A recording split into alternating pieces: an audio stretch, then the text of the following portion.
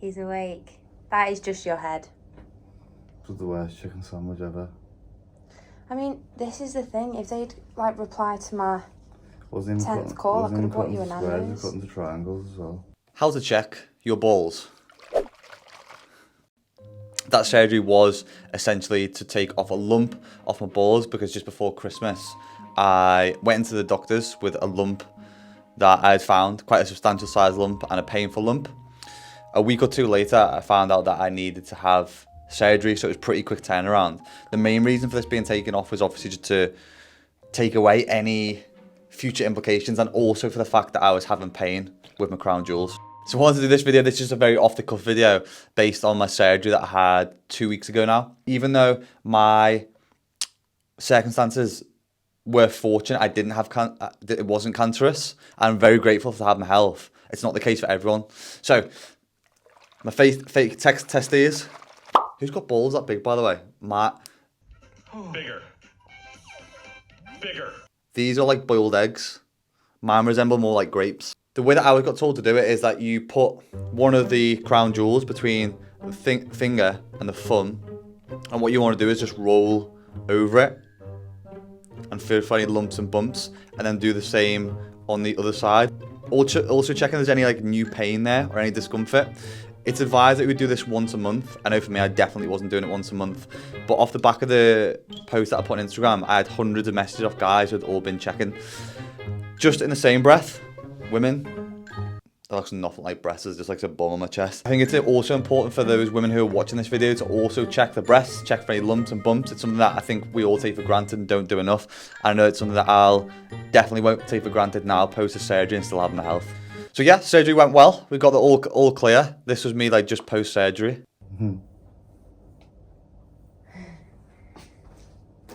Laptop? Is there any Everton news? Oh, I'll have to check the Everton news. Yeah. And I'll leave my phone charging then, just so then I've got signal. When I woke up, he said you can have like morphine and stuff. And I said, if there's extra to take home, can I sell it on eBay? Sure, please. The worst things that have come from the surgery. One of the worst ones was the first 2 weeks, basically because of the way that everything was wrapped and bandaged. I was drinking so much water because I was on antibiotics. When I was going to the toilet, I had to take all my clothes off, t-shirt off, pants off, shorts, boxy socks, step in the shower, pee in the shower, clean the shower down. And that process would literally take 15 to 20 minutes. And I was going to the toilet like 10 times a day. Feeling a lot better now. Been for the first pee this morning. Feeling all good. And this is my current setup by the car park. Obviously British weather, absolutely shite. Lucy bought me this crap detox orange drink yesterday. Tastes like piss. Watching a bit of Rogan. Cup of tea and a coffee down this morning. Private ensuite. Rip-off TV that requires payment card. So watch this instead. The other thing, sleep. I'm probably averaging about 4 hours sleep per night at the moment just due to discomfort. And the last thing is just training and exercise. I can't train or do an exercise for 4 to 6 weeks. 6 weeks more so being like the aerobic stuff, running, etc. I think I'll be able to get back into the gym, get a little bit of a pump, do some seated bicep curls, some shoulder raises, etc. probably in another 2 weeks. But at the end of the day, like the doctor said to me, how important are your dick and balls, Ben, for the rest of your life? Pretty damn important because they're all the child makers. Just put my testicles down. The one thing that I did get was a message on Instagram off a guy, and I'll read it out. I'll put it on the screen as well. So you didn't even have a tumour. Virtue signalling, if I've ever seen it, ain't it? That post. Good England. What did you have? Verruca? They're not supposed to say verruca. Joe, considering people like me who actually had fucking cancer, unfollowing you're a joke.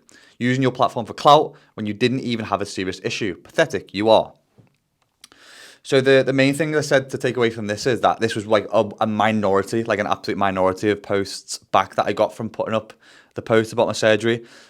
Majority, 99% was all positive, all people checking lumps and bumps, etc. And this is where we can often get caught out with negativity bias, the fact that we go hunting for those negative posts and comments. The other thing this falls into is the fallacy of relative privation, which is basically where like you're never allowed to compare your hard to someone else's, or how can you talk about X when Y is happening in the world? For example, you can't talk about what's hard for you because in Ukraine, people have got it way worse.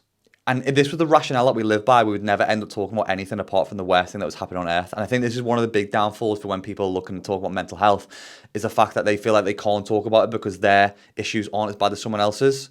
When in actual fact, the more people are open and honest about it, the more conversations can be had to help those other people. Most of the time this week, I've just been working. Lucy bought me something which is, I call my little slave station. It was basically just a little pop-up desk, had a little spinny fan on and a light.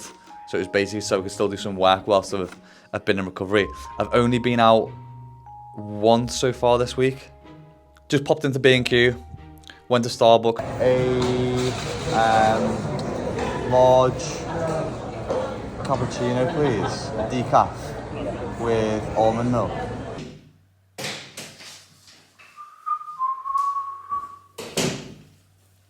So that was the real first time that I've been out since surgery. It felt a little bit weird just seeing daylight. It felt like being Sandra Bullock when she takes her thing off. Felt a bit weird, look at the sun. Probably the highest my step count has been at 3,600 for the past 2 weeks. But it felt good to get back out. Main moral of the story is, check your nuts, gents, and ladies, go in there and just check your breasts as well anyway. Any lumps or bumps, get to your GP straight away, whether it's something or nothing.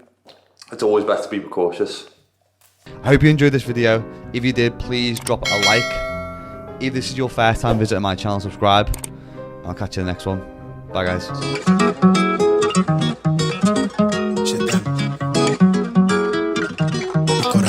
Dump and jump for the shit up top when I